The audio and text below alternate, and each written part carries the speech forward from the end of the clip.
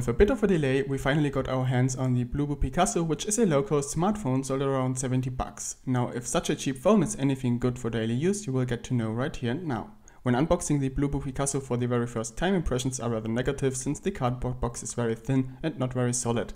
That's why it looked a bit damaged when it arrived here. The accessories you get with the Bluboo Picasso are nothing special. The design, however, quickly makes up for the rather bad packaging. Considering that this is a 70 bucks device, the Bluboo Picasso does look outstandingly nice. Especially the back cover, with its pattern that changes depending on the lighting, is quite an eye-catcher. The frame, which is made from plastic, offers a nice build quality. The speaker port and mic openings are all crafted nicely and do not scream cheap at all. The only real downside we have been able to spot is that it's quite easy to bend the phone, so better take care not to sit down on it. Something very surprising was that you find a status LED on the front of the phone, which can even light up in two colors, being red and green. Another part is that you can actually replace the rear cover, change the battery, and that the phone comes with two dedicated micro SIM slots as well as a dedicated micro SD slot, meaning you can expand the memory without losing dual SIM functionality. The screen did surprise us at the first look as well, since it offers a surprisingly good picture quality and intense colors. The screen is 5 inches in size and operates at a resolution of 1280 by 720 pixels. The panel used is an LCD in-cell display. Unfortunately, our device got some strange pressure mark on its panel, which goes right around the screen. Luckily, this is only visible on evenly dark content, so it doesn't matter too much. We also think that this doesn't happen on all devices. Under sunlight, the screen isn't very readable, but that was to expect at this price range. The digitizer is capable of recognizing up to 5 fingers at once, but suffers from a heavy input lag, so anyone into fast typing won't have any luck with the Bluboo Picasso. Furthermore, the handset does not come with tempered glass. After a week of usage we got quite some micro scratches already, but no big marks so far. In terms of hardware, the Bluboo Picasso packs a bit of surprise as well. The SoC AMT6580 32-bit quad-core chipset clocked at 1.3 GHz obviously isn't a powerhouse, but you get 16 GB of memory and 2 GB of RAM, which for a phone of this price range is very decent offering. What you get here is enough for basic apps such as social media and web browsing. Light multitasking is also quite possible. Casual games are handled easily, and older 3D games as well as newer games on light graphic settings to run as well, but with some skipped frames though.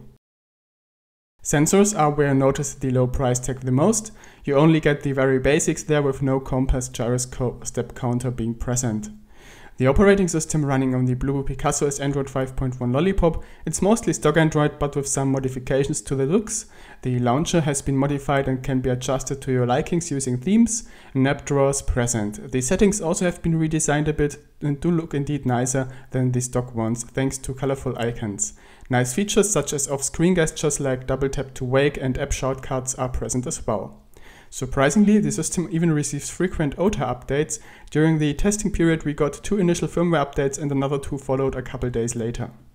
At reception quality, the Bluboo Picasso is left behind by what we are used to from other devices. Especially on countryside areas we noticed limited 3G reception. Wi-Fi and Bluetooth, however, worked like a charm and do not suffer from any signal issues. GPS does work surprisingly well too. At first we have been disappointed by the rather weak GPS signal, but actually it does still work well when actually doing tracking or navigation. The audio quality of the internal media speaker is fairly good. Well, of course you can't expect high-end sound, but it indeed sounds better than for example the Elephone S3 or P9000 speakers. Through headphones you get mediocre audio quality, which sounds a bit dull, but is distortion and noise free. The voice quality on phone calls is surprisingly good, and it looks like there is a working noise cancelling microphone. Now cameras, where the Bluboo Picasso does pretend to be something it in fact is not. 8 megapixels for the front and the rear camera do look nice on the paper, but in fact are not in reality. Now let's get that straight, the cameras can both be used, but they do not take amazing pictures of course. Quick snapshots or taking pictures of documents is what the main camera can do, but nothing more.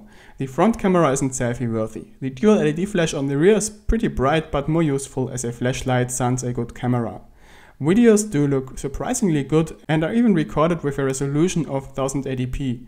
The only annoying part is that the lens does not like direct light or light shining onto it from the side, which quickly creates lens flares. The 2500 mAh battery inside the Bluboo Picasso offers quite a decent battery life, which is enough to get throughout a full day easily. In Geekbench 3, the handset reached almost 7.5 hours of screen on time in the battery test. What did surprise us was the low GPS energy consumption. During a 70-kilometer bike ride, the phone still had 68% battery left after tracking the whole ride. Charging time is quite disturbing though. The phone somehow doesn't charge with more than 0.4 amps for some reason. As a result, it takes about 5 hours to fully charge the phone, so that definitely has to be done overnight, and a quick charge in between using the handset isn't possible. So here's our final take on the Bluboo Picasso. The handset is dirt cheap, yet it does look quite awesome, offers a decent screen, good battery life, and the performance is enough for the basics. So anyone without big demands on performance and not willing to spend more money probably will be more than happy with what is offered here.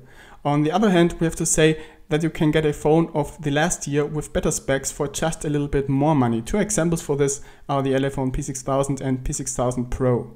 So that's all from our side. If there are any questions left, please drop a comment. The shop link and more information can be found in the video description.